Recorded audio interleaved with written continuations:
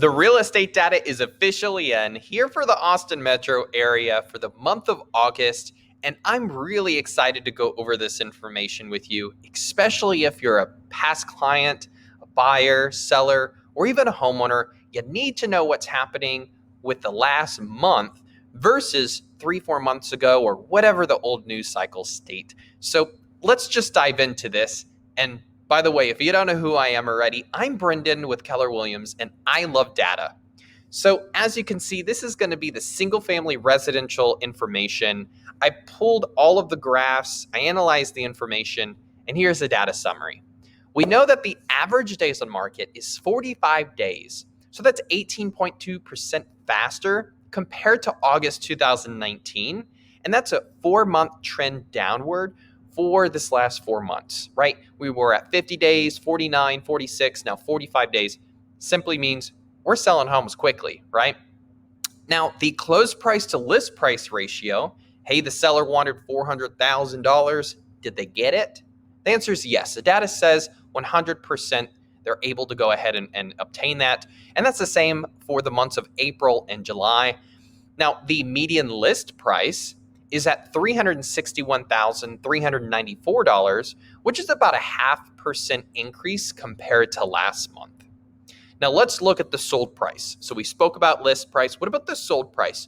We're at $358,000 on average for median, and that's a slight decrease from last month. So there was a 7-month trend that had continued to increase, right, for the last 7 months, and now we just went ahead and broke that trend because there was a slight decrease.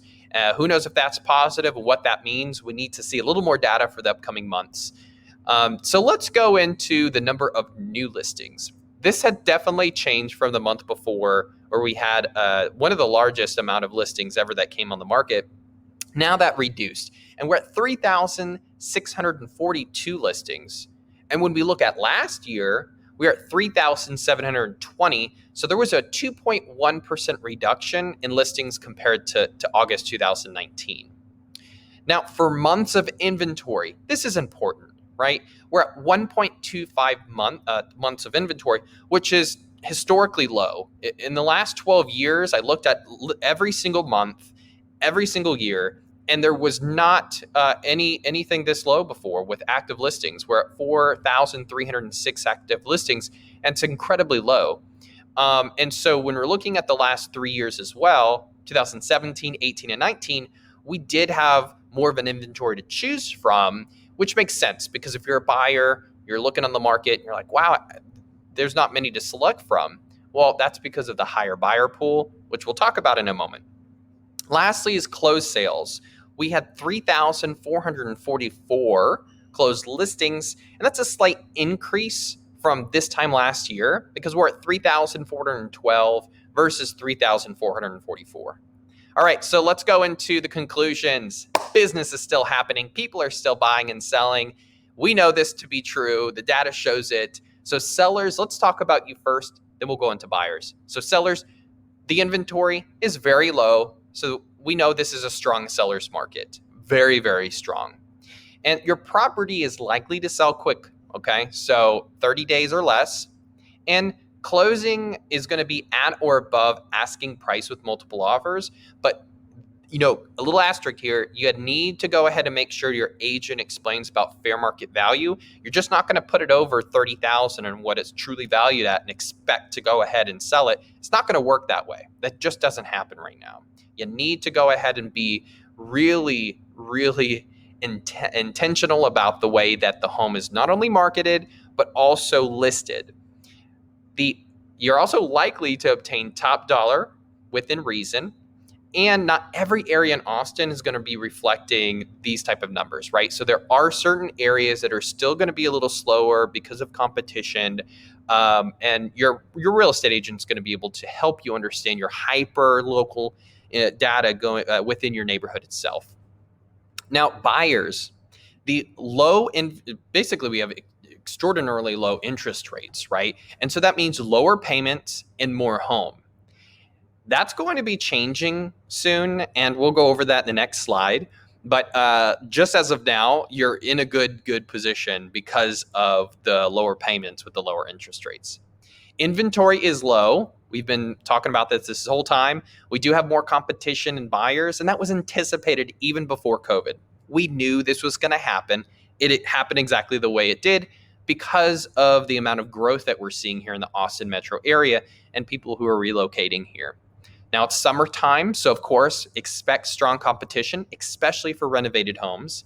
And an experienced agent is absolutely critical to winning a contract. They need to know how to write and the contract and submit it in a way that makes sense for both you as a buyer, but also the seller. And education about the market or offers is extremely critical. So the agent better know what they're talking about, like we do, and how we're explaining this to you.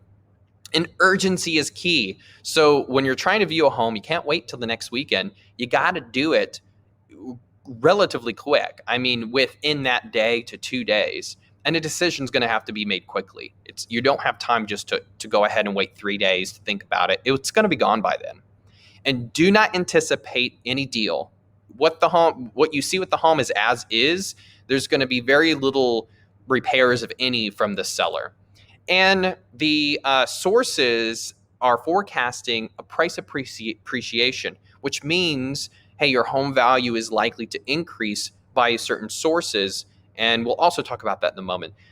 This is where we pulled those sources for the next 2021 and 22. And we can see that you have anywhere between that 0.4 to 4% increase for your price appreciation. Lastly, the mortgage rate increase is projected. And I kind of just mentioned that. We are seeing that Freddie Mac, Freddie Mae, Fannie Mae, NAR, and MBA, they're all stating, hey, look, we're anticipating a higher increase in rate. So your monthly payment's going to get more expensive for the same amount of home that you buy today. And that's maybe something that people are trying to, a possibility of they're trying to purchase now to avoid this type of rate increase, right? So we see Q3, Q4, and then the first quarter and second quarter of next year, 3.10% to 3.15%. And of course, if you like graphs, look to the right. That's going to also be a visualization of where we're going. So, hey, if you have questions about the market, you're a seller, you're just needing to understand what you should do next, or a buyer, hey, where should I be going next? Give us a ring. We're always here to help you and answer any questions. But until then, see you in 2 weeks. Bye-bye.